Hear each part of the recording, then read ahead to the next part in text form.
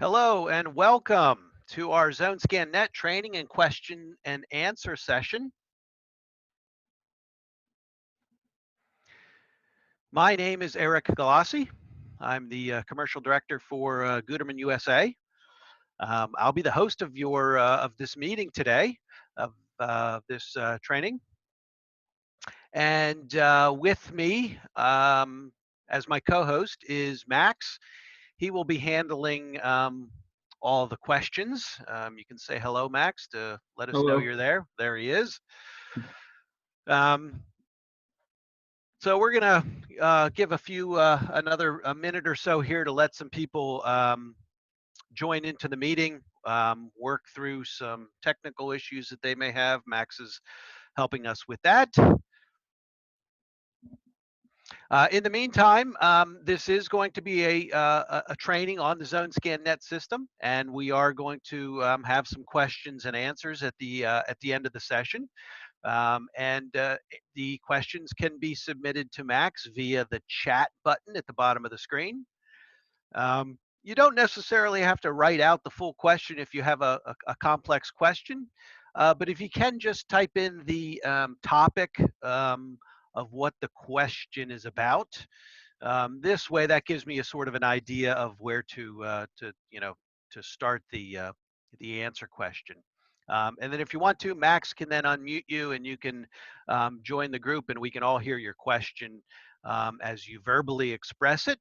And then we can go forward with answering your question that way. So just start the question process by writing in the chat box, and that will get you in line. We're going to make an attempt to answer all the questions um, presented today. But if we don't get to your question, there will be a contact number at the final screen at the end of this meeting, and you can contact us directly. Max is also taking note of the participants so we can reach out to you. All in all, the final goal is for you to get the most out of this of training, and we can certainly answer as many questions as we can. Duplicate questions, we're going to try to avoid that. If there are a lot of questions, we obviously don't want this meeting going in till Tuesday. So we're going to try to skip over those. If we don't get to your question, that doesn't mean we're ignoring you by any stretch of the imagination. But please, just we'll get in touch with you one way or the other.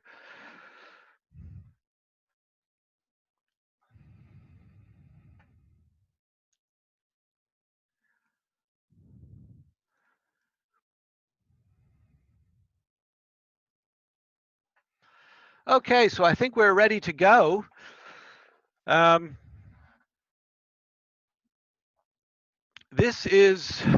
going to go over some of the basic components of Zonescan Net. For Zonescan Net, what you're seeing here in front of you on the screen now, I started sharing my screen, so you should see the main map dashboard when you log on to your Zonescan Net account. When you purchase equipment from Gutermann, the Zonescan equipment from Gutermann, you are given the option to have a Zonescan Net account. This is a password protected account.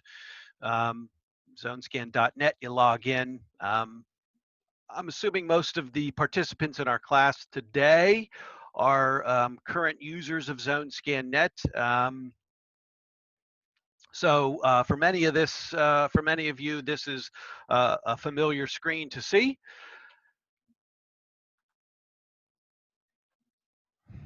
And we'll get right into it. So when data is sent up to Zonescan Net, the data from the loggers is populated in the logger noise tab at the right-hand side of the screen.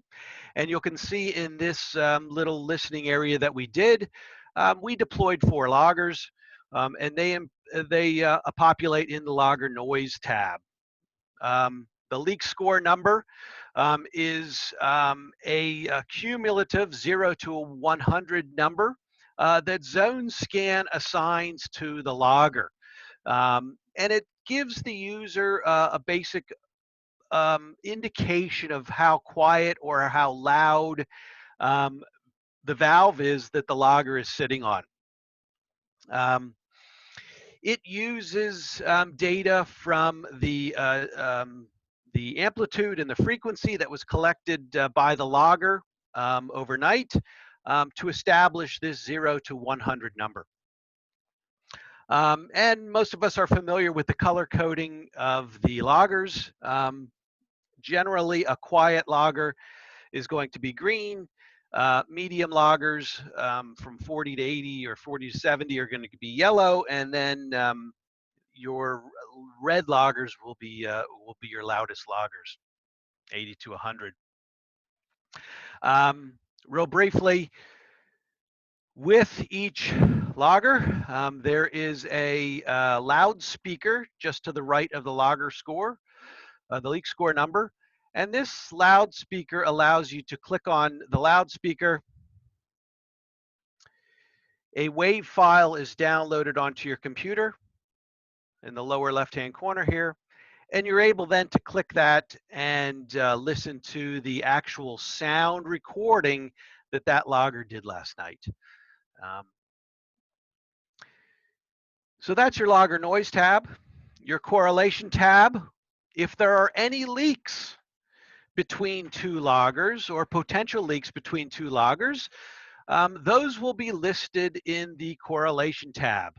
And as you can see here, we have two potential leaks. Zonescan establishes a quality percentage number for the leak, 100 being a very high quality leak.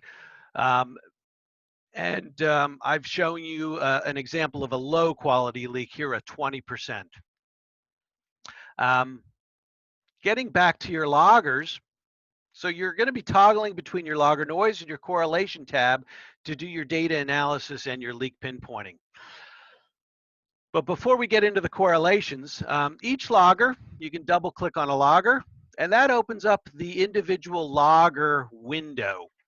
Which gives you access to the specifics of the data that the logger picked up last night. Starting in the left-hand tab here is the histogram. And the histogram is a visual indication of the amplitude of the sound that that logger picked up last night. These loggers collect two types of data. And those two types of data are amplitude and frequency. These loggers are collecting the amplitude and frequency, which is the two dimensions really of the sound wave that's being generated by the leak. So the histogram is your amplitude, and then your next tab is your signal spectrum, which is your the frequency of the leak. You can also download your sound file from this point of the window too. So histogram and signal spectrum, your frequency. The histogram gives you, as you can see here, this leak on this particular logger last night was creating a sound right around 25 decibels, a very narrow spread. And what we mean by spread is the difference between the lowest, the quietest sound heard and the most common sound heard. A typical leak will create a very narrow spread. If you think about it, a leak is going to be creating a sound. As it's creating that sound on the pipe, a leak will create a fairly consistent sound. We really can't predict how loud or quiet the sound will be along the decibel range. You could have some leaks that are, 15 to 20 decibels. You can have some very loud leaks up around 60 decibels. This particular leak is making its noise right around 25 decibels. And if you think about it, a leak during the entire course of its life is going to create a fairly consistent decibel range. So this logger, every time it turns on to take a decibel recording during the course of the night, should be hearing about the same decibel number. And in this case, 25. If I look at another logger, this one here has a 0 leak score,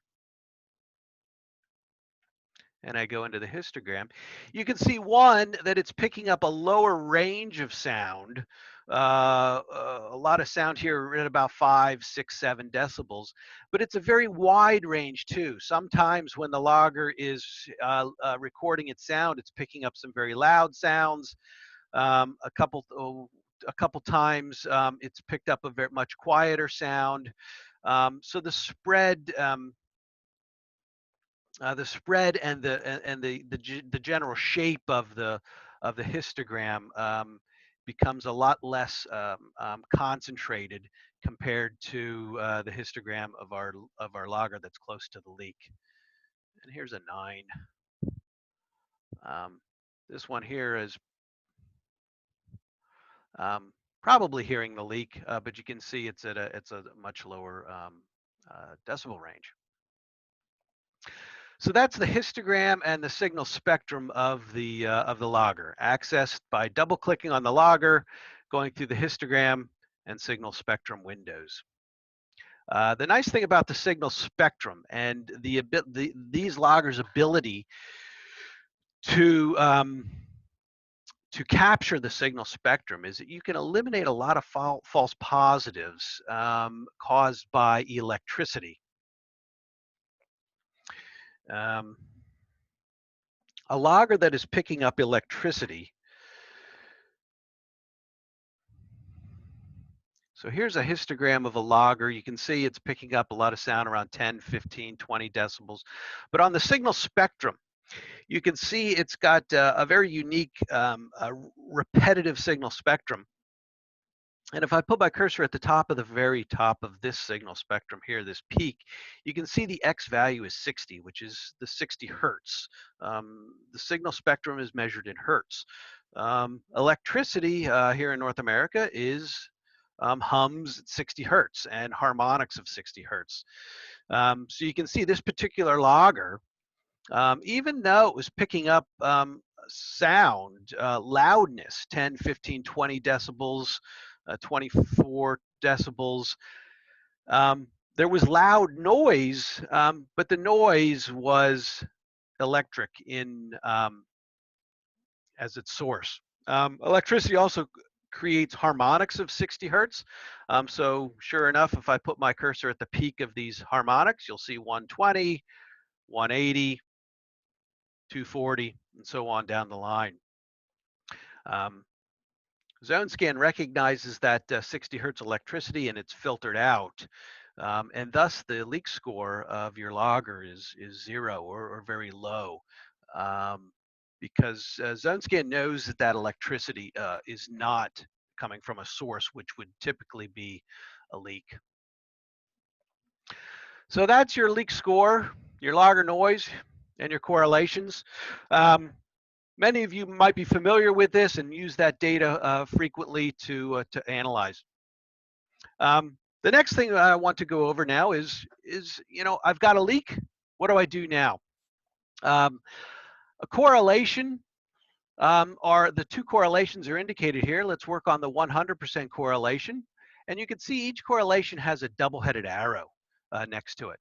And basically what a double-headed arrow is, there are 3 types of symbols that Zonescan is going to give you. If you click on your show map legend icon in the upper left-hand corner here underneath the Gutermann logo, this displays your map legends. So our 3 correlation icons are the double-headed arrow that we're seeing, a single-headed arrow, and the blister spot. Our goal is to change this double-headed arrow into either a single-headed arrow or a blister spot. This correlation in the double-headed arrow is basically Zonescan saying, hey, I'm hearing a great leak in between these 2 loggers, and if I highlight the correlation up here and turn it blue, You can see on the map then, you get two small blue halos around the two loggers that are being correlated in this pair. All correlations are done with a pair of loggers. So now we got a correlation. We've got the two loggers selected. Zonescan saying, hey, I've got a great leak in between these two loggers, but I can't pinpoint where the leak is yet because I need a little bit more data. And that data is the pipe length, material, and diameter that these two loggers are sitting on. So if you have GIS data uploaded onto ZoneScan.net, we'll talk about this in a little bit. These steps of drawing in your pipe are not going to be necessary. That data is already going to be in there. Zonescan loggers will attach themselves to the pipe, and they'll be able to read that data and come up with a blister spot location, an exact spot of where the leak is on that length of pipe. But in this case here, many folks don't have their data GIS and uploaded to Zonescan, so you need to manually draw in your pipe between the two loggers. So there's drawing in pipe is actually rather simple. If you can see my cursor, I'm going to start at the yellow logger here, and again, these little icons up in the upper left-hand corner, I can click on it, and that will give me my my logger serial numbers. I'm going to turn them off just to keep the screen simple. So I'm going to start, and I want to draw a length of pipe between this logger here and the other logger that's correlating to see what happens and turn my double-headed arrow into hopefully a blister spot or a single-headed arrow. There are two types of cursors on Zonescan. If I put my cursor right over top of a logger, you can see I get that pointing finger cursor. And if I slide it away a little bit, I get that 5-fingered fist type of cursor.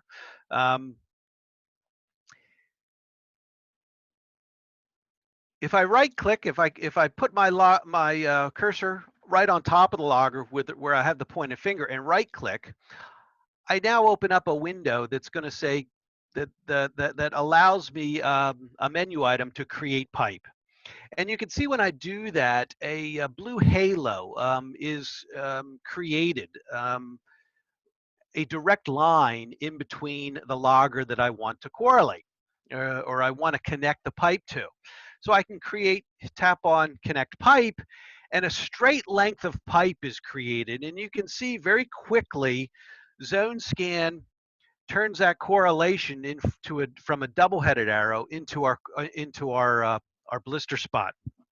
Because now we've introduced a length of pipe, and that pipe has a default material and diameter to it, which is 4-inch ductile iron.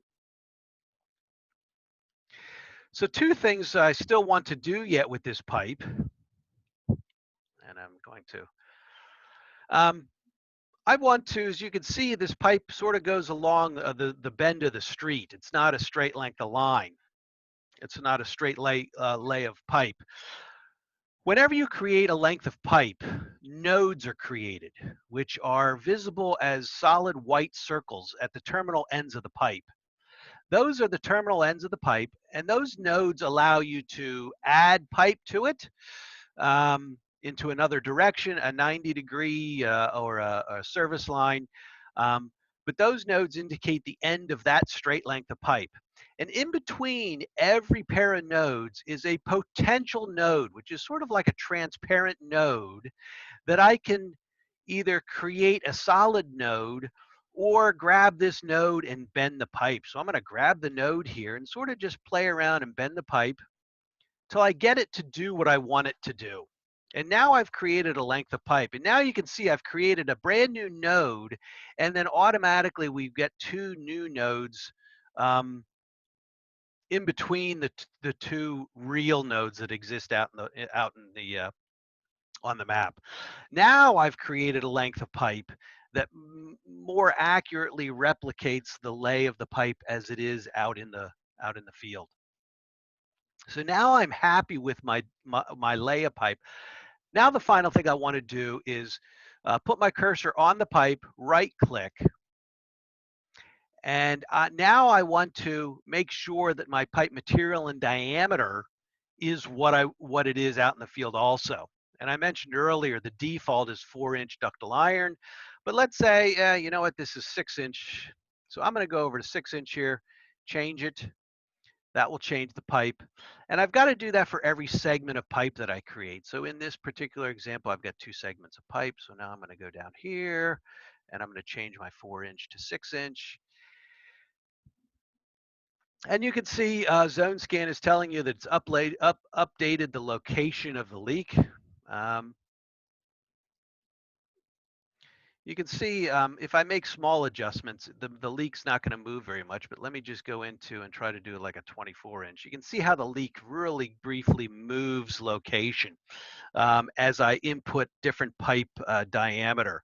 I can do the same thing with material 2, change it to AC, and you can see each time the leak is moving a little bit, and that's dependent upon, you know, the material and the diameter of the pipe that I'm putting in. This is very helpful. If you have a leak like this and you don't know what the pipe material is or diameter, it's very easy for you to go in and just put in different materials and diameters and see how that affects the location of your leak.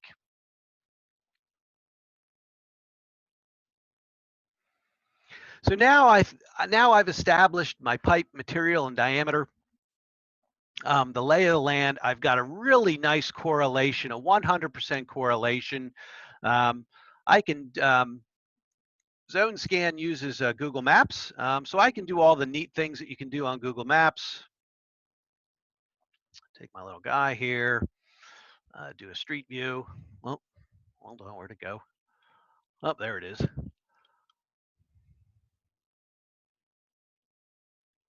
So there's our leak. Using the Google Street View feature, we can see also too, the Google Map gives me a precise street address. This leak is at 117 LaPorte Drive. So now I'm happy with my leak correlation. We do have a print report feature located at the top of the screen here where my cursor is. At this point, I've got a great leak. I would want to print out a correlation report. So I click on correlation report, I hit open, and now I get a great report that I can print out, email as a PDF, and this can be sent to the field crew to go out into the field.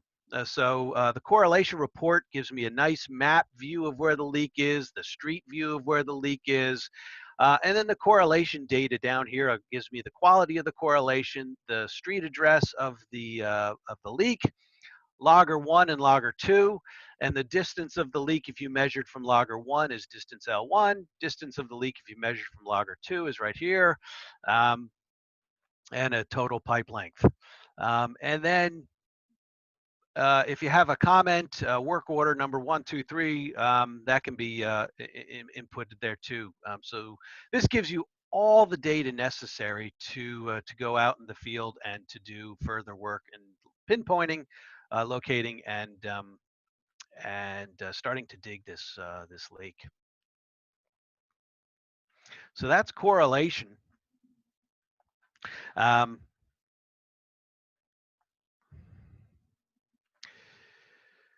A word about, let me do, the second type of, or the third type of arrow that you may experience is the single-headed arrow. So we've got an example right here of a leak on this length of pipe, and let me create pipe real quick.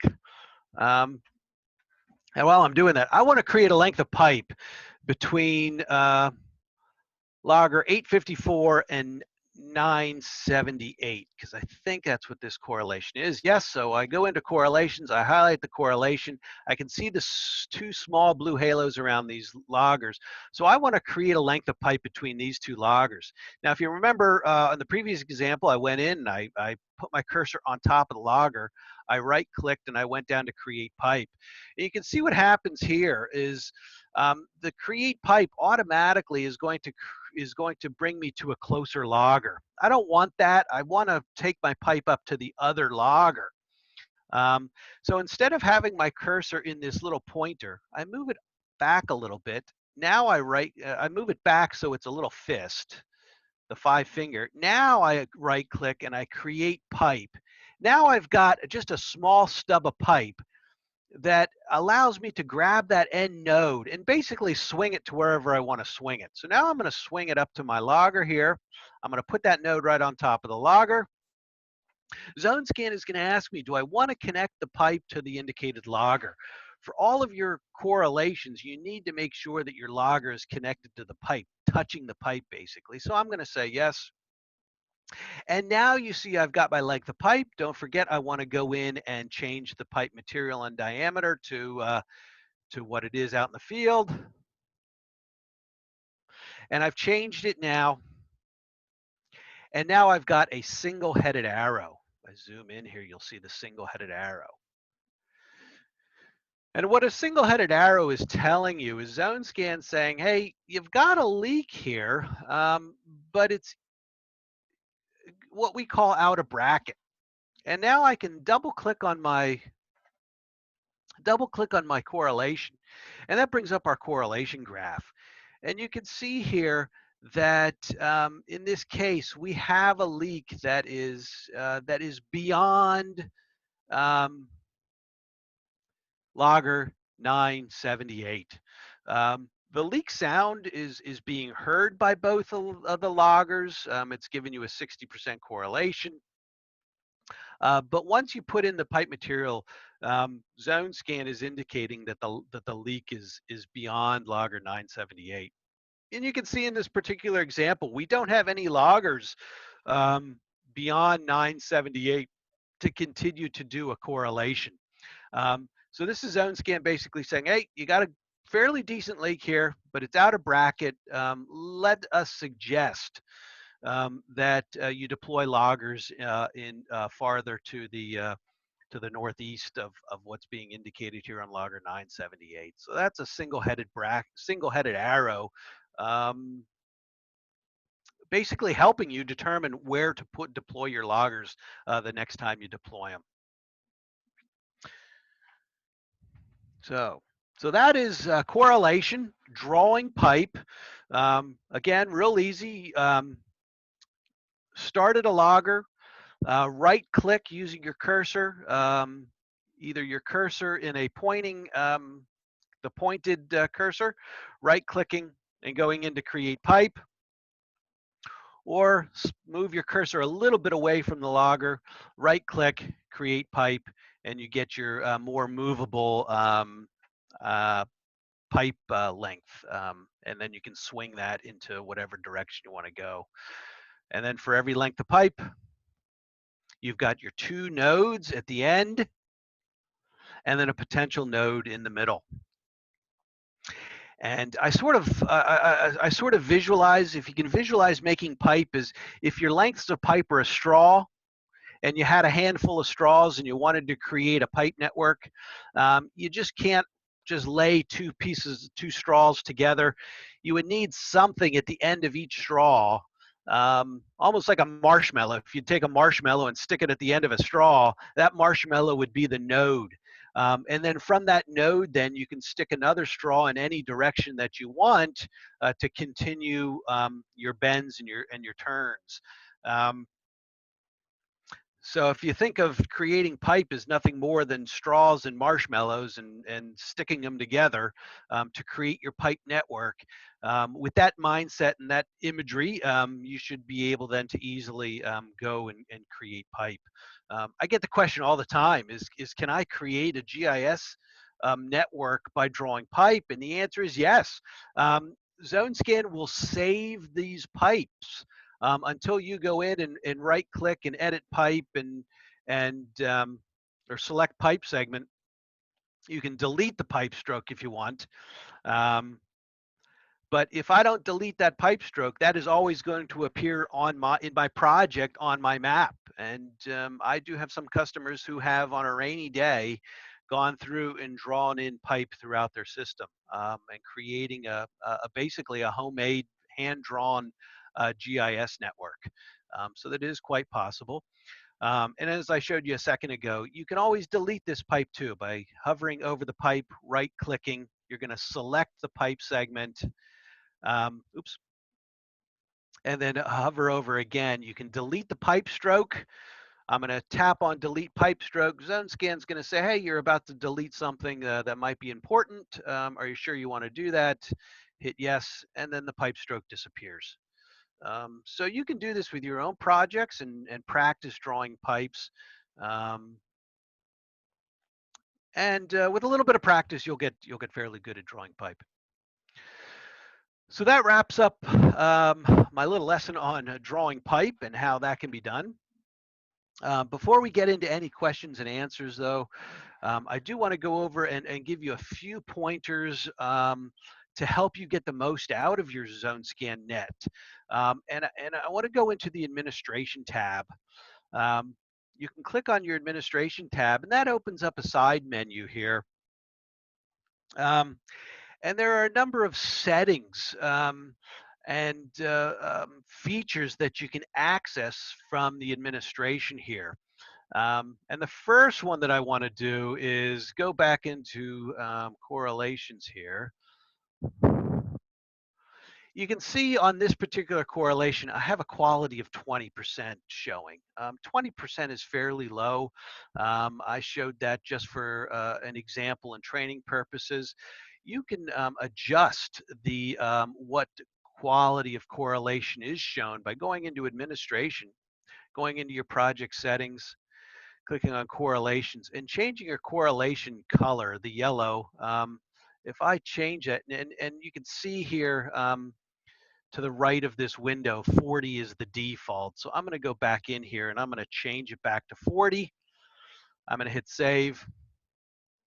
And now when I go back into my leak detection, that 20% correlation is not even visible. And Zonescan is only going to present correlations 40% and above. That is the default, the 40%. You shouldn't have to change that at all. But now and then, you do want to see lower quality correlations. And going into administration, project settings, correlations, and changing that correlation setting from the default of 40% down to 20% will show that. Also, too, I mentioned earlier that the preset of your pipe was 4-inch ductile iron. Your pipe presets are right here. Many customers, if they know that their entire system is cast iron, you can change your preset to cast iron 6-inch, hit the save button down here, and now when you draw on your pipe, it's going to be cast iron 6-inch. So you can change those, and you're always reminded of what the default is, the Zonescan default, by what's in the parentheses here. So you can do that to help you speed up your pipe drawing and putting in your pipe materials and diameters. Also, too, I get a question all the time: is I've created an area and but I don't like the name, or I want to change the name. By going into administration, you can click on areas, and you'll see all of your areas in your project. You can click on any of these areas, hit the select it, turn it into the blue shade, go down to edit, and then you can edit the name of the area, hit save, and that will change the name of the area. So that's an easy way for you to change the area names if you've devised a better system to name your areas or whatever it may be, or you spelled it wrong. Going into administration, areas, selecting the area, hitting edit, and make your change that way. And that will then, you'll see that the next time you go into your area drop-down menu, you'll see that change made. And then finally, there is a menu item called documentation. I get questions a lot of, is there a user manual for Zonescan Net? And the answer is yes, there is. We've got a couple different manuals that you can download by clicking on the open button here. Some of these are in different languages. But your Zonescan Net manual right here in English, you can click open. This will download onto your screen, and this will allow you access to the Zonescan Net manual.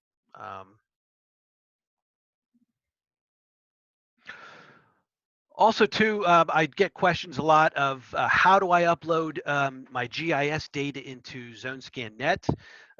Quite easily, those files from your GIS need to be formatted into a KML or KMZ file format. Those files then can be emailed to a Gutermann representative such as myself, and then we will upload that data into your Zonescan Net project. There is a guideline for that if you want some greater detail into how to prepare your files for emailing to us here at Gutermann for us to upload your GIS files into Zonescan. So here's the guideline document for that. So there's some helpful documents here. Also, too, another good one is the materials. This materials document shows the types of materials that Zonescan Net is formatted for. And on occasions, when you do upload your GIS or send your GIS data to us, your abbreviations for your pipe materials might be different or unfamiliar to us. I will then, refer you to this pipe manual, and then we can discuss, what pipe materials that we're trying to represent from your data, so to make sure it matches what Zonescan Net understands as pipe materials. So take a look at those documents. Also, we get questions of, how is the data secured? We have a document explaining that also. So some handy information made available in the documentation tab. So going into your administration and looking at a few of those things can go a long way to answering some questions that you might have when you're doing your Zonescan Net. So that's what I wanted to cover today. I think we're going to continue to do these webinars weekly, and we'll try to go into new topics or delve more into greater detail on some things. But I really wanted to show you drawing pipe and establishing, turning those double-headed arrows into blister spots. And with that being said, we're going to see if Max can join us again, and if there are any questions that I might be able to answer for the group while we're here.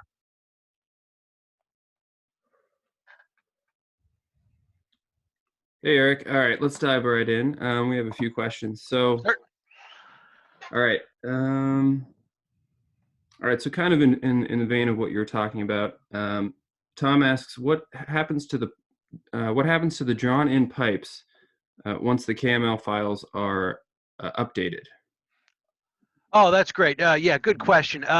If you were doing manually drawn in pipes prior to your KMLs being uploaded, we can go in and delete all those manually drawn pipes and then upload your KML so you don't have those existing old hand-drawn pipes. Yeah, we can delete those out before we upload the KML file. And I'll expand upon this topic a little bit more too while we're talking about uploading KMLs. As your KMLs, as your GIS system grows and you add more or change or more pipes are added, obviously those changes that occur on your GIS will not automatically change on Zonescan Net. You just need to send us your updated GIS.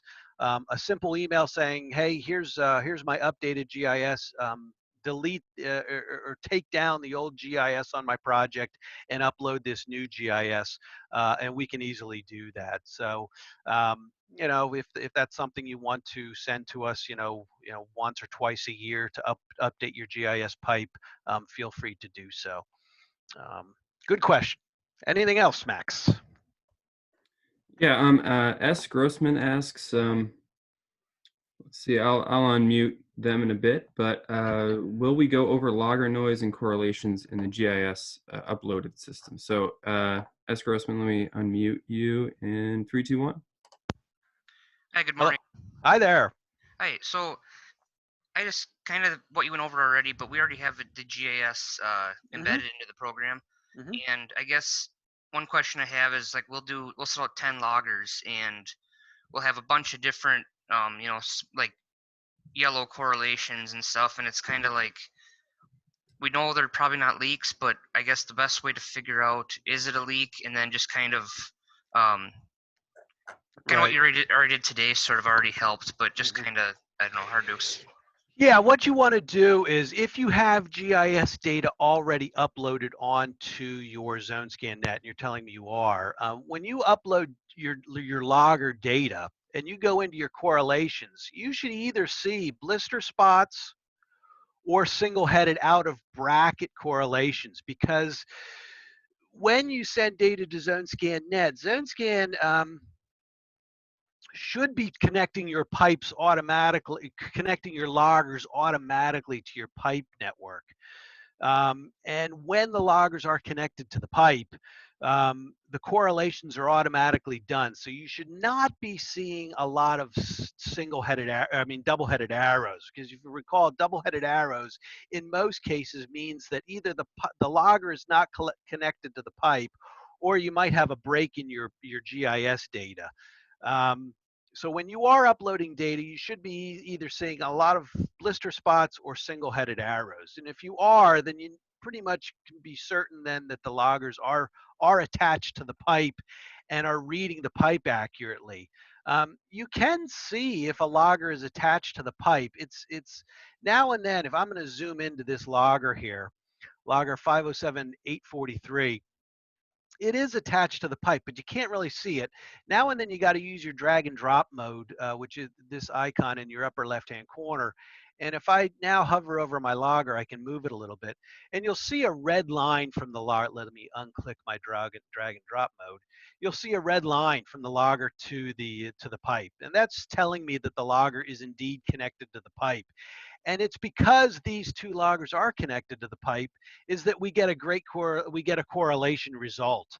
This other logger, because it's right on top of the node, you can't see the red line very easily. So again, you go into your drag and drop mode, activate that. Now I can hover over my logger, move it a little bit, and now I've got my logger connected to the pipe node. So I know that these two loggers are connected. If if you do that and you see that logger is not connected, this is what you'll see. You'll see a logger just hanging out in space there, and you can manually connect that to the logger. You go over it, right click, and you're going to assign to pipe node. And when I click on a pipe node, you're going to get these little balloons of all your pipe nodes along your pipe. Select the pipe node, tap on it, and Zonescan will connect the logger to that pipe node. Um, there is a setting in the administration that connects the loggers automatically. So that should be happening, but now and then that may not happen if you don't have a node nearby where the logger is. Zonescan, because when you do connect the logger to a node, Zonescan is only going to show you your available nodes that are in a area near the logger. It's not going to show every node on your GIS system. And now and then, if you don't have a node available on your GIS or pipe network, the Zonescan won't attach the logger, and then you have to manually go into to Zonescan, edit your pipe, and create a node. And to do that, I'm going to review again, go over it real quick here, what I did. So let's say you don't have a node on your pipe and you want to create a node somewhere down here on LaPorte Drive. I can go in, right click on my pipe, and let me zoom out a little bit here. And so I'm going to right click on my pipe. Oops, sorry about that. Right click on my pipe. I'm going to edit the pipe. And when I hit edit, you'll see the two existing end nodes that we created earlier. And I mentioned before that between every solid white node is a transparent node. And this is a node that you can actually just slide down the pipe, just slide it along the pipe and release it. And now it'll become a real node, a solid white node. And now that becomes a node that is available. So now if I go in here and I move this logger a little bit, I can detach from pipe node. Now when I go in and I assign a pipe node, now I've got two nodes available that I can choose from to attach my logger to. As you can see now how that moved the connection point of the logger to the pipe.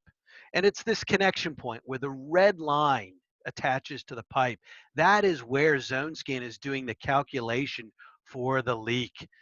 So visually, this dot, which represents the logger, can be anywhere. I can move this thing anywhere, and the red line is just going to keep it attached to the pipe at the location that I had established. I don't like that location. I can go detach from pipe node, right click, assign to pipe node. My pipe nodes pop up. I click on it, and now I've reattached the logger to the end node there. So that's the short answer. No, just kidding. That gives you the ability to move your loggers and make sure that they're assigned on the correct node. And that's an important thing too. If you do have your GIS uploaded onto Zonescan, the loggers will automatically connect to the GIS. When you do have a good leak, a good correlation, one of the first things that you want to do before you print out your report is just zoom in and make sure that your logger is connected to the correct node.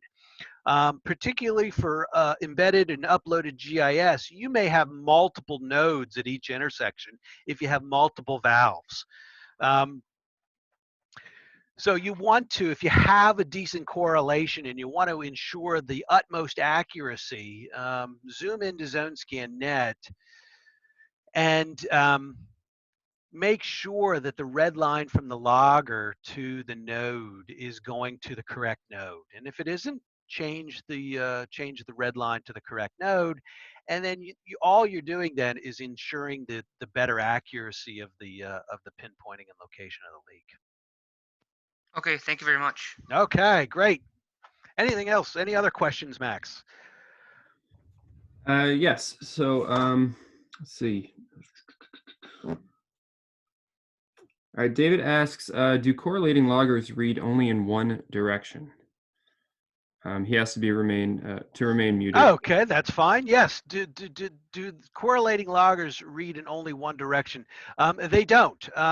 When a logger is sitting out on the valve and collecting data each night, that logger cannot tell where that data is coming from, where that noise is coming from. It's just simply picking up any noise that is traveling through the pipe network. And if you have a logger at an intersection, it's going to pick up noise from all four directions. And if you do have loggers in other directions, Zonescan is automatically, when you upload that data to Zonescan Net, Zonescan is automatically going to run a correlation between every combination of logger that is in your logger set. So Zonescan will basically answer that question for you automatically. And in the case of this leak here, this logger at 843, Zonescan ran a correlation between 843 and 498, and it ran a correlation between 843 and 984, and it ran a correlation between 843 and 978. The data, the correlation data and sound did not produce enough evidence for Zonescan to give a correlation between 843 and 984, and therefore you don't have a blister spot, a single-headed arrow, or a double-headed arrow in that case. And likewise with the direction between 843 and 498. Zonescan automatically ran a correlation between those two loggers, and there was not enough evidence, not enough similarity in sound for Zonescan to establish a correlation. But when Zonescan ran the correlation between 843 and 978, it did come up with enough similar, in fact, 100% similarity in the sound between the two loggers, and that's how you get your correlation. So the answer is these loggers will correlate in every direction where you have another logger for the logger to correlate against. And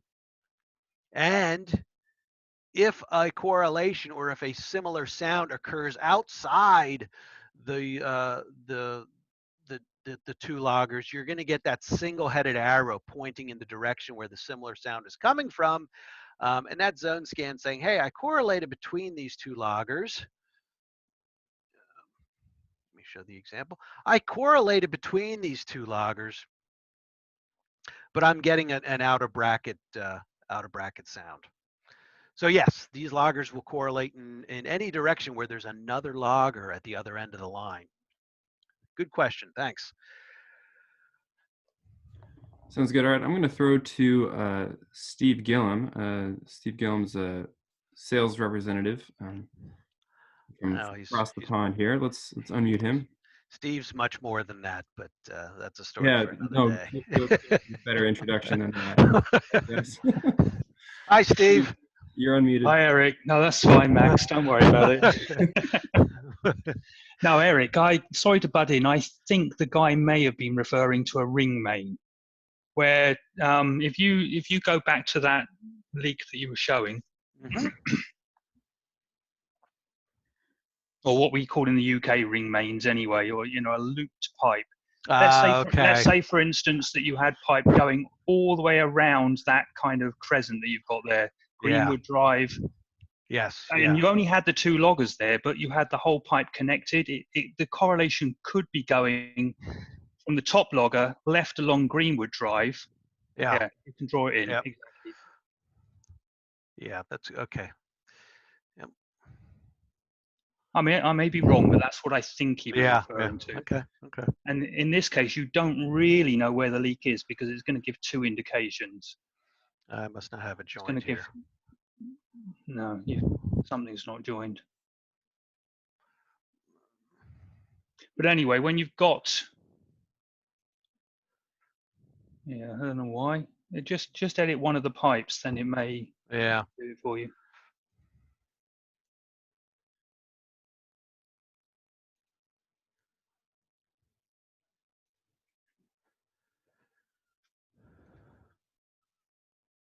Oh.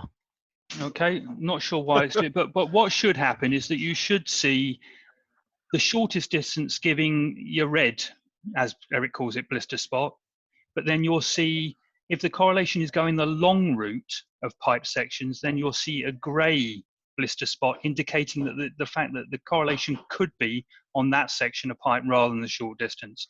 And so really with a measuring wheel and a ground microphone, you've got to, in this case, the only thing you can do is measure both distances to both leak indications, because we can't really tell you which way the leak is going to be, because it's got to take every conceivable route that the two loggers are joined against. So hopefully that explains it. I think that may be what he was asking. Maybe okay. Yeah.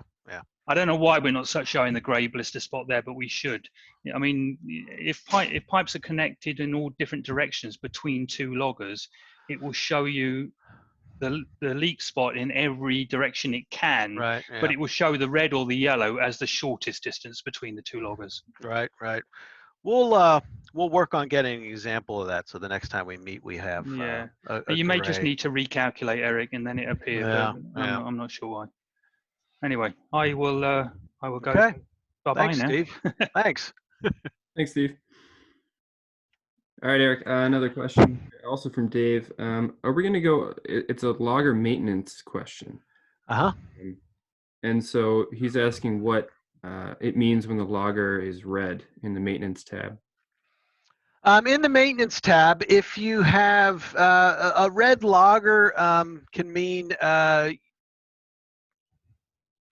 if you have loggers permanently installed, you're not going to get too much with the maintenance tab on lift and shift loggers, because once you collect your loggers, there's no loggers in an area to show. But for those of you who have your loggers installed permanently, a red logger is basically going to give you a number of indications. Either the logger is, as you can see down here, you have a little um, uh, icon. Either the logger is not communicating, or the logger has a low battery. And the data on the logger is available by going into maintenance. If you, like I said, if you do have your loggers permanently installed, it's easier to see these because your loggers are in the area, currently active and working and collecting data. You won't see it in a lift and shift project because once you collect your loggers, there's no loggers in the area. So a red logger is going to tell you that, well, one, I'm either not reporting, and there's an interruption between the communication network, or I'm running a low battery. And by spreading your expanding your maintenance logger screen, you can see all the different data points that are um, displayed for each of your loggers. Okay. Yeah, I didn't know. So yeah, it sounds like we'll maybe do an alpha one in the future.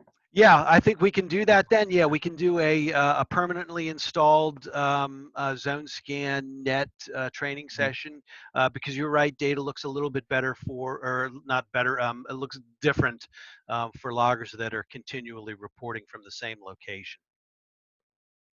Okay.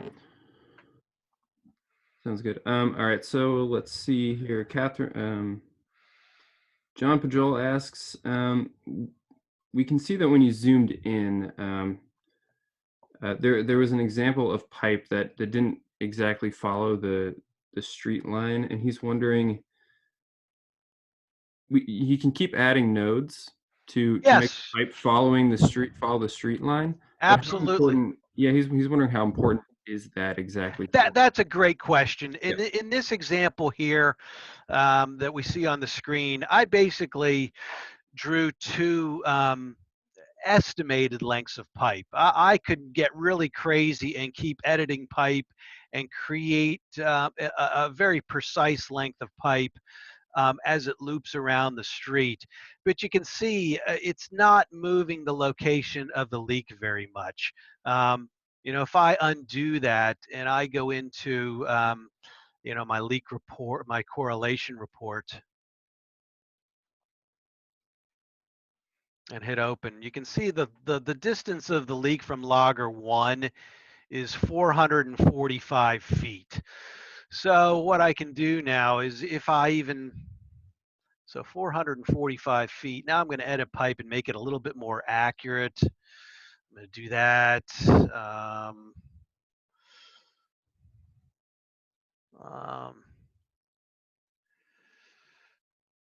Oops, I'm getting too close to it. So you can see I've edited the pipe. I've almost made it a much better bend. Now we go into the correlation report. And I've gone to 446 feet. So by adding that more detailed bend, I've only moved the leak a foot to the left. If you're out digging a 5 foot, 6 foot wide hole, having that extreme level of detail is not necessary. And if you're practicing good leak detection practice, you're going to go out to this site anyway. You're going to print out your report. You're going to go out to the site, and you're going to bring your ground mic out, and you're going to do a ground miking to fine tune where that leak is. And you may find that once you do your ground miking, you may find that you're getting better sound a foot or two to the left or to the right. And then I would use that knowledge and that instrument, the ground mic, to fine tune even the pinpointing that you're seeing on Zonescan. Because if you remember, you never know what pipe material and diameter is. For this particular correlation, we're using 6-inch cast iron. Your GIS might say that, and it might be something different. You know, we have hundreds of cases where we've dug down to a length of pipe and we thought it was 6-inch ductile iron, and sure enough, it was 4-inch. And you don't know that until you dig down to the pipe. And that's going to move the leak a few inches to the left or to the right. But by practicing good leak detection efforts, bring your ground mic out to these spots, ground mic it, and put an X on the ground where your best sound for the ground mic is. And now you have 2 X's on the ground. They're both 2 feet apart. You're going to dig a 5-foot wide hole anyway, and that just increases your confidence that, hey, I'm really honing in on the leak here. So yeah, not necessary that you draw 100 segments of pipe as it goes around a turn here. Great question. Thank you. All right, Catherine asks a question about T, correlations on a T. Specifically, and Catherine can correct me if I'm wrong, but when there are loggers listening on the main, but there are no loggers placed on the service lines, and how do the loggers take into account, do they need to take into account the service line? That's a good question. Like that. Yeah, let's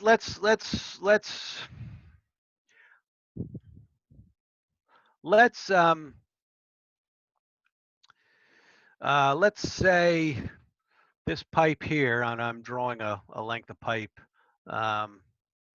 Oops.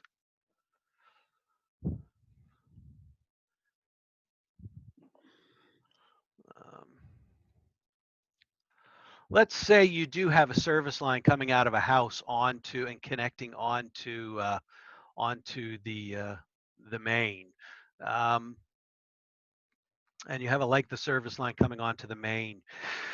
You're only going to get a correlation. These loggers are only going to correlate sound coming as that sound exists on the main line that we just drew here. If you have a leak on the service line in the yard, and that sound is traveling down the service line to the corp stop where it connects to the main line, and then that sound is going to travel down the pipe and up the pipe to your 2 loggers. If that is the case, you're going to get your correlation spot right on the pipe. And as a matter of fact, this leak that we're that I'm showing here is it's a service line leak. You can see the main, which runs right along the edge of the road here. The service line is coming out from the house underneath this tree here and connecting at the main at this point here. And this is where this correlation brought us to the service line. And again, good leak detection practice tells you that when you go out and you have a correlation like this, and you go out into the street and you put your X on the ground, you got to look at your maps to say, okay, are we on a service line? You know, is there a meter? Is there a shut-off valve? And if there is a service line that is suspiciously close to where the blister spot is, you need to do further investigation to make sure that that leak isn't down on the service line in the yard or even at the house. Because if a leak was on the service line in the yard, and if you dug at this spot here, you would dig a dry hole. You would dig right to the corp stop though. But then you would know that, oh, okay, you know what, the leak is down the line here. And you know, many authorities, they'll just replace the whole line anyway, so you're going to dig at this spot here. But that is how a leak correlation appears, the blister spot appears on Zonescan Net when the leak is a service line leak. I hope that answered the question. Oh, and now that I've yeah, Eric, sorry. Yes. Yeah. Okay, Steve. I've just sorted that out for you. Okay, great. So you can see here, getting back to our question of correlating on a loop, when you have 2 loggers situated at the opposite ends of a circle, which essentially we have here, Zonescan is going to give you the shortest distance as the true red blister spot, but it's also going to give you the alternative position for that leak, which is indicated by a gray blister spot. So you would always, when you're correlating on a loop like this, you would always want to be aware of that spot also. Go out and ground mic there to see if there's evidence, if there's further evidence that maybe the leak is there. But Zonescan is going to give you your shortest distance leak with a red blister spot. The gray leak is going to be the alternative spot if the loggers were correlating in the other direction. So thanks a lot, Steve, for fixing that, and that gives you a great example of correlating around a circle. Any more questions, Max? Yes. Roy Brown asks a question about false correlations. Mm-hmm. And he wanted to know what causes false correlations besides electricity. Roy, a correlation is really created by these loggers. Really, are all a correlation is created by the similarity that two loggers are hearing a sound.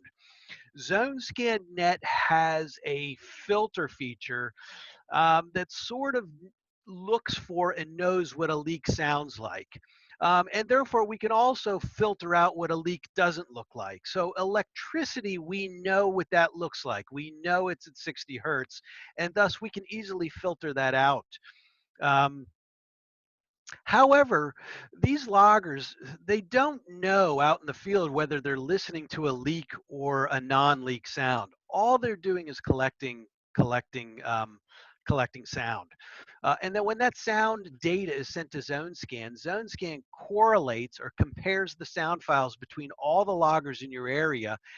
And if there's a great amount of similar sound between two loggers, you're going to get a correlation. Now, most of the time, that sound, that common sound, is going to be caused by a leak which is on the length of pipe, because that sound that's being created at the break or the pinhole on the pipe is going to be very loud compared to other common sounds that the loggers might be hearing, such as traffic or an air conditioner or a pump running. But there are cases, particularly when your loggers are placed very close together. These loggers have a tendency to hear, they might hear very common sound that isn't a leak because they are so close together and they're almost sharing the same realm of sound on every bit of sound that occurs. But usually when your loggers are spaced at a normal distance of that 500 to 900 feet apart, the sound that one logger is hearing, that alternative exterior sound that one logger hearing, is nowhere, it cannot be heard by the other logger. And the only sound that they can hear is the sound that's on the pipe. But yes, on occasion you will get loggers that will hear and correlate a common sound. But our filtering goes a long way to eliminate those false positives. But again, following good leak detection activities, you're going to go out to the blister spot location of the leak and ground mic. And you're probably not going to get a very high quality correlation either. You may be seeing a correlation quality of 50% or 60%. Even when those are leaks, I always encourage 50 and 60% correlations to go out and do as much other investigation as you can to determine if that is a leak or not. Because as we know with Zonescan, there becomes that gray area. At what point is a correlated leak, a quality, no longer a leak? We can't answer that. You can, though, as you become familiar with your system and go out there and start investigating those 50% leaks. After investigating 10 and 50% leaks, you realize, hey, none of these were leaks. you can begin then to look at your system and say, hey, you know what, when we get a 50% leak, we're going to ignore it unless there is other greater evidence. Is there water bubbling up? Is there a customer complaint? Is there low water pressure? If there's not, if that other evidence is absent, then you can start saying, okay, this is not a leak worth us chasing yet. And then as that leak quality increases, if it changes over time, if you've done multiple listenings, or if you have a permanent system, if that leak quality begins to increase, then you're getting a little bit more evidence to go out and to see if, and to try to prove that that is a leak or not. I hope that answered the question. Yeah, very good. All right, so Catherine asks again. So to clarify about correlating on a T with a service, she's wondering if does that pipe data for the service line need to be entered if the correlator or the logger is not on that service line? Good question. The only pipe data that needs to be accurate or entered is the pipe that exists in between these two, in between the two correlating loggers. By adding a length of service line pipe, that is not going to improve the accuracy of correlation unless you have a logger at the other end of the service line. So you are now capturing that leak in between two loggers. So the length of the material and diameter of pipe does not matter if it's not part of the correlation, if it's not in between the two loggers that are correlating. The correlation that you're seeing here on the map is created, even though this was a service line leak and it was 3/4 inch poly. You can see we don't have the pipe on here.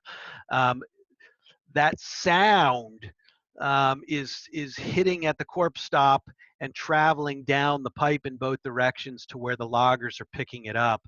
The pipe material and diameter needs to be accurate between these two loggers, but putting in a length of pipe from the corp stop to the house will not affect the location of that blister spot.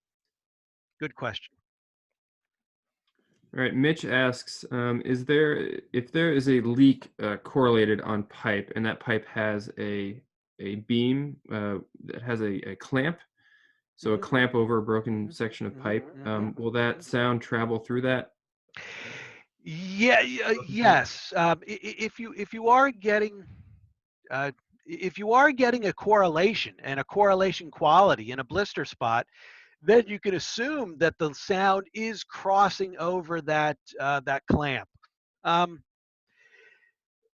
Sound is really energy, and that leak is creating energy, and that leak has a particular level of energy. You have high energy leaks, medium energy, low energy. A clean leak where you have water in a high pressure environment escaping a pipe into a low pressure environment, the severity of that pressure drop is going to create more energy. And the higher energy that that sound wave has, the more energy it's going to have to get through those clamps and repairs along the pipeline. And in this case here, if there was a clamp on this pipe, you can safely assume that the sound is getting through that clamp because you're getting a correlation. If that clamp would have stopped the sound, you wouldn't have had similar sound between the two loggers, and therefore you would not have had a correlation.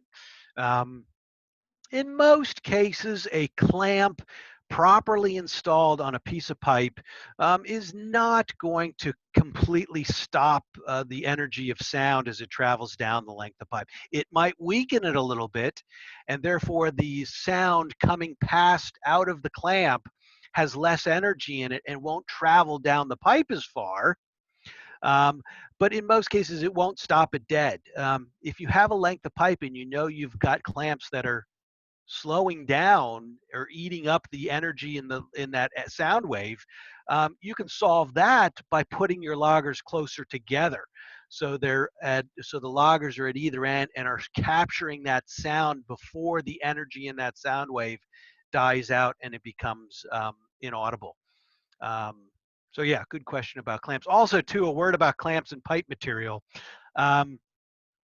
Some people ask, I get the question all the time. I've got a 3-foot section of PVC on this 600-foot section of pipe that I'm correlating. Do I need to put in that 6-inch section or 6-inch section of PVC? Generally, you don't have to. Again, it's not going to move the leak that much. My general rule of thumb is if that segment of pipe is greater than 10% of your total distance. So if you've got 700 feet in between your loggers that you're correlating, if that length of pipe is greater than 70 feet, 10%, yeah, maybe it's worthwhile putting it in, going through the effort to edit your pipe, put in that 75-foot section of PVC, and let Zonescan rerun the correlation to give you a better accurate point of the leak. But if it's less than 10%, it's not going to move the leak very far in one direction or the other. And the farther your correlation points are, the less it's even going to impact it. So that's why I like saying percentage than saying 10 feet or 20 feet. Usually 10%. Just not worth putting it in. However, you know how to do that now. You can certainly put it in. It'll probably move the leak 1 or 2 inches left or the right. Good question. Thank you. All right, a few more. Roy asked. All right, so I asked Roy to clarify, but we'll see. I think he means on lift and shift. If a logger is red, and but the area has no sound, so that be because of a low battery. So I assume that to mean if there's no correlation. Good. That is a very good question, actually. Okay. On occasion, when you're doing lift and shift, if you have a logger that is red, has a high leak score, a red logger on the logger noise tab of a high leak score of 90 or higher or 100, but that logger is not part of a correlation. Many times what that means is that logger is sitting on a very loud valve. And many times it's the valve itself that perhaps might be leaking. The packing on the valve might be leaking. And that sound, usually when a valve is leaking or there's a problem with the valve or it's partially shut, and that sound is going to be very, very loud for the logger that's sitting right on top of it. But it's not enough energy in that sound to reach all the way down the length of pipe to another logger where you then can get a correlation. Remember, a correlation is between two loggers that are hearing the same sound. They both need to be hearing the sound.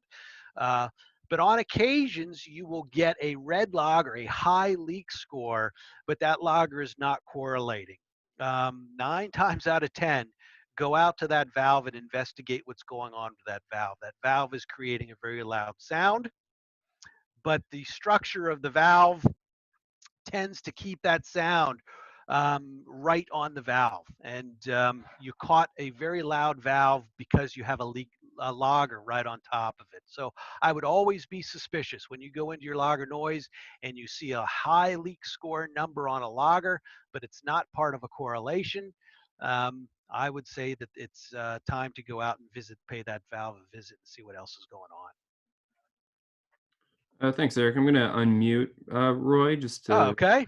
I think. All right, hang on. Roy, 3, 2, 1. Hi, Eric. Hi, Roy. How are you? Good, man. Good. No, Good. I'm on my question there.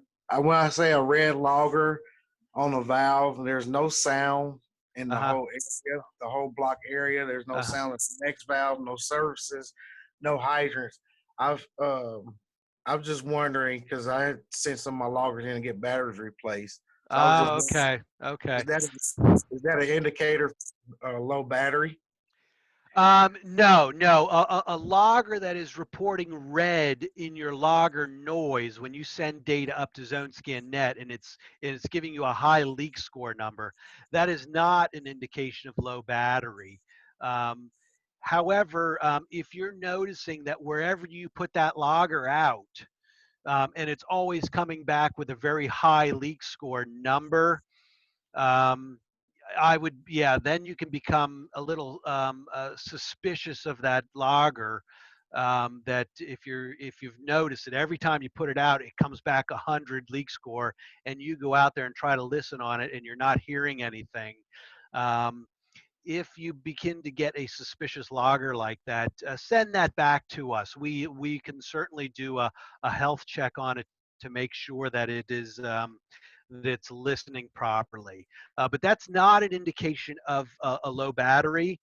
If you are using the Zonescan Smart app, you can actually reach out on the main menu. There is a contact logger feature that you can reach out to that logger Mm-hmm. and see the battery voltage. It's all these loggers are operated with a 3.6 volt lithium ion battery. So when you do that contact logger, you should see 3.5, 3.6, maybe 3.4 volts for a good battery. Once the voltage gets below 3.3, 3.2, it's now starting to lose battery life. And I would, again, send it back into us. We'll give it a battery check, a battery change, a health check. Um, you can also assume that if a logger is turning on okay and submitting data back to you each morning when you collect the logger, that the battery is fine. Um, the first indicator of a bad battery is a logger is unable to download its data the next morning when you're out and downloading data from a logger. Correct. That's the first indication. To turn on a logger doesn't take a lot of battery life, so you might have a logger that's teetering on death. You can turn it on okay, but the next morning when you try to download data, it may not be able to download its data all the way, and that's an indicator that, hey, my logger's probably dying. You can do a contact logger activity with your Zonescan Smart, see what the battery voltage is, um, and go from there. But yeah, if your logger is appearing red wherever you put it out at, and you go out and you're hearing quiet valves, and maybe that logger needs a health check. Okay. Okay. All Very right. good. Thanks, Eric. Yep. Quite welcome. All right. Let's see here. All right. So we have another question from Catherine. She's asking if, let's see, she's asking about the distance between loggers. So she's wondering, with a 9-inch diameter pipe, cast iron. Okay. Heard that she doesn't want to place her loggers any greater than 500 and no less than 100 feet. Okay. But, Again, yeah. yeah, length of the distance that you place your loggers on the pipe. Um, Again, comes down to a number of criteria. Remember, these loggers need to capture the energy of the leak. Let's start at the leak. Good back pressure is going to create a good whistle. Remember, the energy is created from water going from a high pressure environment inside the pipe to a low pressure environment outside the pipe. The higher that pressure differential, the more energy that's going to be created, the stronger energy sound wave you're going to have. So if you have high back pressure and you've got a tiny leak, a pinhole leak, you're going to create excellent sound, excellent energy.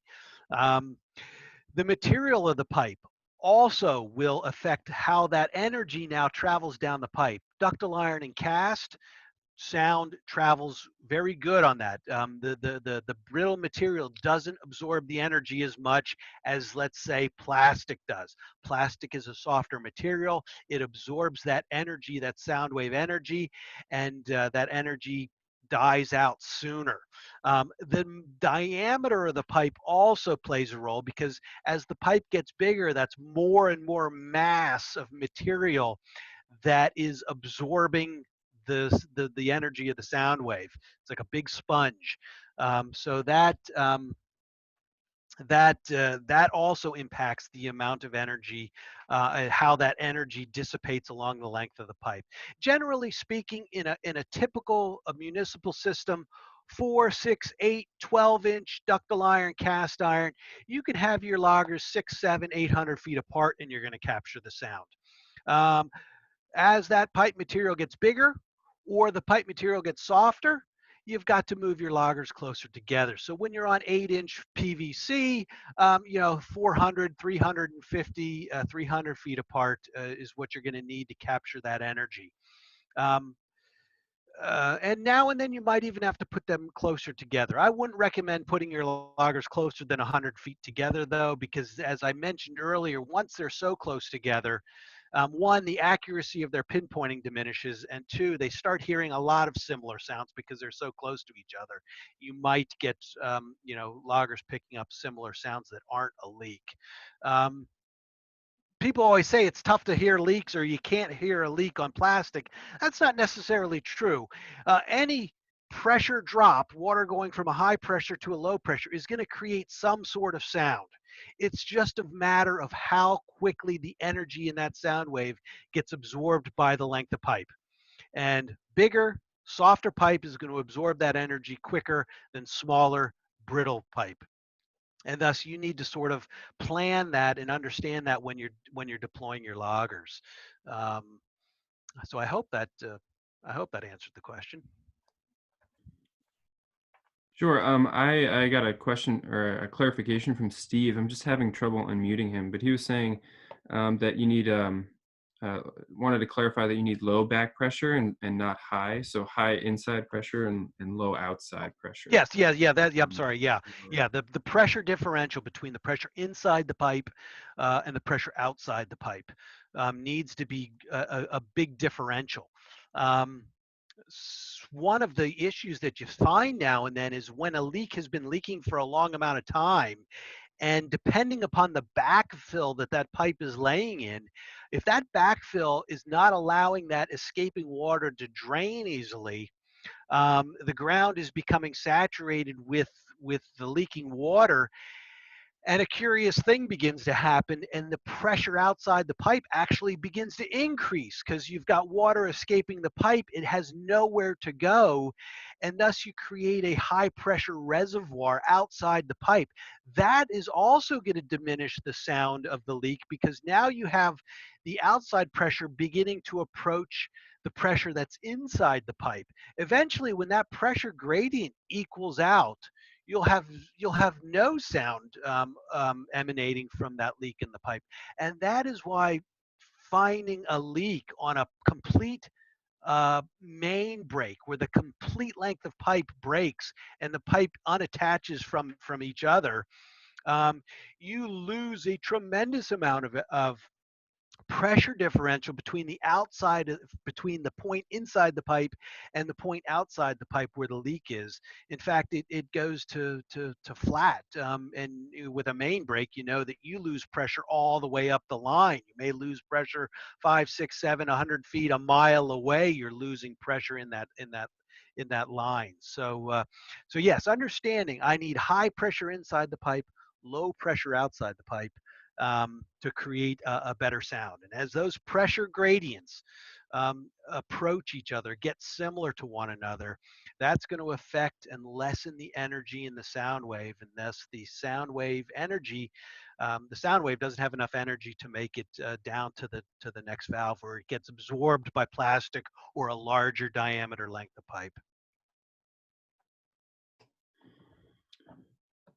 All right, so Mark asks a question about placing pipe between loggers that are very close together. I'm gonna mute him if I can find him here.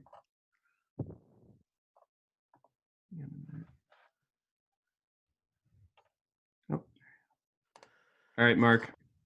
Hi, Eric. Thanks for your help today. Hi, Mark. Could you show us again? You started to show us how you were able to manipulate a particular logger on the screen, but in this instance, we had dropped the loggers virtually in the same location, just because we had very little options in this particular instance. Oh, okay. Can you show us how on the map screen we're able to insert a pipe segment in between loggers that are very close together? Okay, that's a good point. Yeah, I can. Basically, let me detach from pipe. Now, let me take these loggers apart here. Watch what I'm going to do on the screen here. I'm going to take this logger. Do you see what I'm doing on the screen here?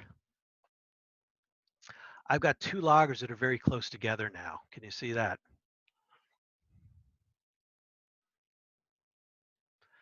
Sorry, I think he muted himself. Okay, that's okay. That's okay. So we have two loggers that are very close together. And again, usually correlating loggers that are this close together is going to be difficult to do because your loggers are very close together. But you can still draw a pipe in between two loggers that are close together. It just requires that you zoom into your map a little bit more. You can see right now it would be almost impossible for me to draw a pipe in between these two loggers. But if I zoom in the map and get a little space between the two, create pipe, zip it over to the logger, connect the logger to the pipe, and now I've created a length of pipe between these two loggers. That length of pipe is only 36.3 feet between the two loggers. Eric? Yes. In this case, we had a manway access where we had a 25-foot spacing in between the loggers. When they were dropped, the technician dropped them both literally in the same location on the map. Okay, on the map. Thereby overlaying the numbers right on top. Right on top of each other. Okay, and what you can do in that case then is, hold on, let me replicate what you saw there. Let me get rid of my length of pipe here.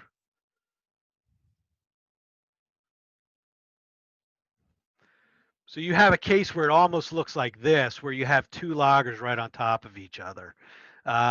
When you deployed the loggers using the Zonescan Smart app, the loggers are positioned with the GPS on the tablet. We all know that the GPS gods can be angry at us at times, and they don't put it exactly where we want it to be. Or if you have a lot of cloud coverage that day, you might have a difficult time.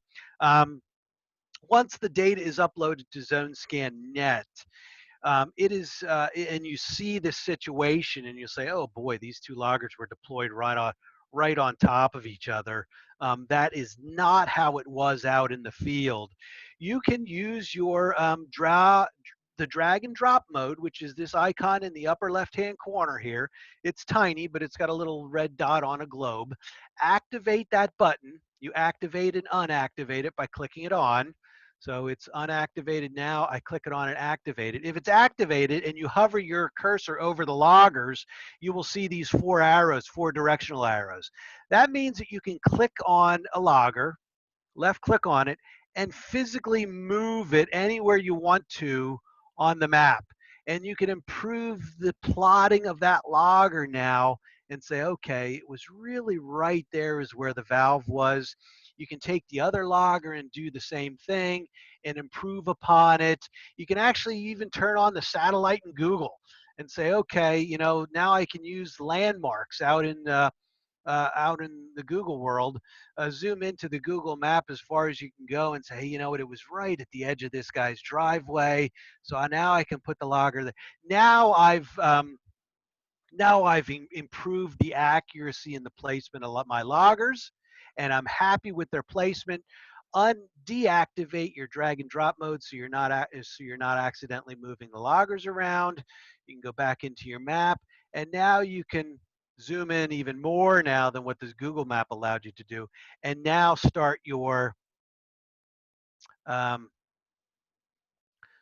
create pipe in between the two. Oops, so slowing down here on me a little bit. create my pipe in between the two, connect your loggers, and now I've got a 19 foot of pipe between the two loggers. Wonderful. Thank you very Okay, much. Thank you, quite sir. welcome, quite welcome. All right, Eric. Yeah, how are we doing on time? My voice is holding out, so let's do one more question. How's that?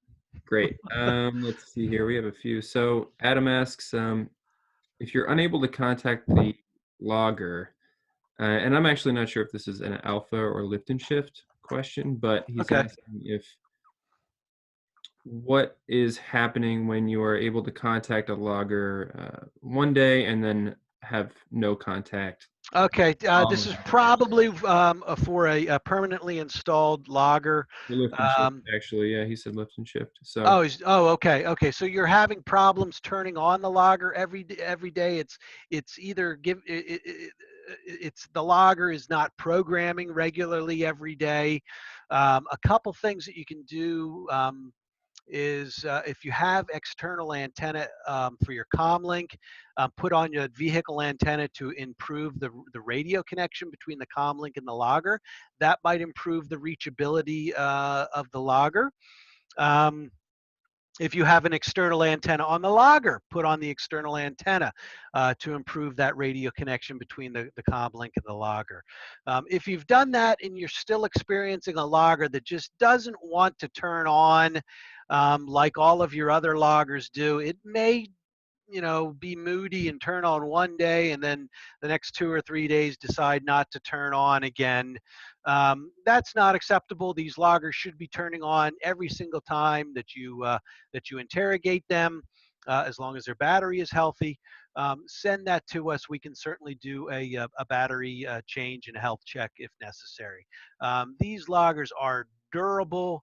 Little soldiers. They should connect with your comlink and your app very, very, very consistently. And if you notice a logger is not doing that, send it to us, and we can make sure that it does. great. All right, questions are starting to slow down here. So it seems Okay. like also we have a few opportunities to set up some support calls too from this. So Absolutely. I'm going to finish up by saying mhm. I will certainly do one-on-one support calls.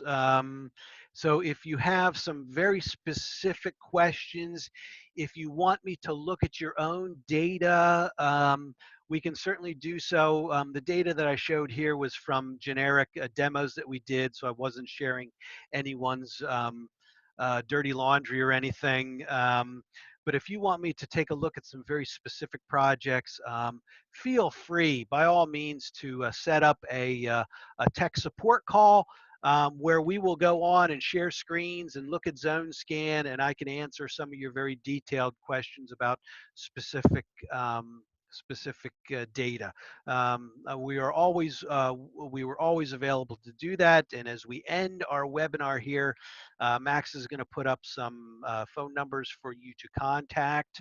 I think most of you might have my email address. Yeah, it's been a pleasure presenting today. I hope we all learned a little something more to get more out of Zonescan Net. It's a fantastic format, dashboard to do your leak analysis. It provides you with the accurate pinpointing, the reporting, and there's a lot of neat features with Zonescan Net too that if you get to learn how to use it, it just makes your use more enjoyable and more and even more useful. So always happy to provide one-on-one tech support. Max is going to display. I'm going to stop sharing, and there is the phone numbers to call.